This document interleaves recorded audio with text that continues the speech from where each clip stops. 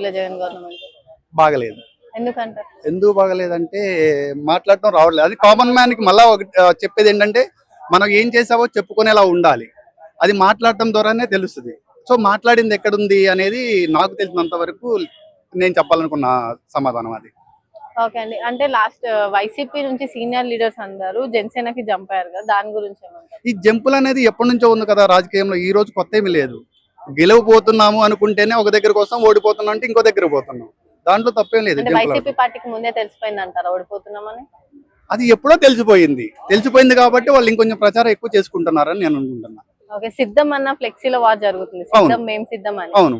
ఎందుకోసం అంటారు అది? సిద్ధం అనేది బేసిక్ దాని వెనక ఎంత ఉన్నది అనేది దాని వెనక ఒక సంస్థ ఉంది, వాళ్ళు దాన్ని లీడ్ చేస్తా ఉన్నారు. సో ఈ ఫ్లెక్సీల దగ్గరే కదా గొడవ అయ్యేది. పబ్లిసిటీ ఎక్కడైతే మొదలవుతుందో అక్కడే గొడవలు మొదలవుతా ఉంటాయి. ఇంకో పార్టీ కూడా ఫ్లెక్సీ కూడా రేపు రావచ్చేమో. ఓకే, ఇప్పుడు జనసేన టీడీపీ పొత్తులో వస్తుంది కదండి, గవర్నమెంట్ ఫామ్ చేసే ఛాన్స్ ఉందా? నా వరకు 99% అనుకుంటున్నాను. ఒకవేళ గవర్నమెంట్ ఫామ్ చేస్తే సీఎం చైర్లు ఎవరు కూర్చుంటారు? సీఎం చైర్ పవన్ కళ్యాణ్ గారికి అయితే పోదు, కానీ పవన్ కళ్యాణ్ గారికి ఇస్తే బాగుండని నేను అనుకుంటాను. పవన్ కళ్యాణ్ గారు సీఎం అయితే జగన్ గారు చంద్రబాబు నాయుడు గారి పరిస్థితి ఏముంటది? మళ్ళీ జగన్ గారితో పోతేస్తారు, పవన్ కళ్యాణ్ మంది బయటకు వస్తారు. ఓకే, అంటే ఇప్పుడు వాళ్ళిద్దరు కలిసి ఉన్నారు కదా, మళ్ళీ తిరగబడే ఛాన్స్ ఉందంటారు? ఉంటది. రాజకీయంలో ఈ రోజు షర్మిల గారు జగన్ గారి మీద ఫైట్ ఎలాగా చేస్తున్నారో, ఒక ఇంట్లో ఉన్న వాళ్ళు అంత ఫైట్ చేసుకుంటున్నప్పుడు బయట వాళ్ళు ఆటోమేటిక్ ఫైట్ చేస్తారు కదా, ఫైట్ చేసుకుంటారు కూడా.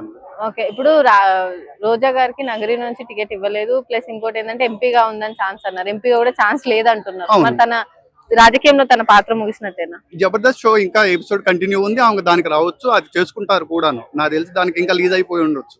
ఓకే, ఇంకోటి ఏంటంటే ఇంకా ఒకవేళ పార్టీ చేంజ్ అయితే రోజా గారు ఏ పార్టీలోకి వెళ్తారు?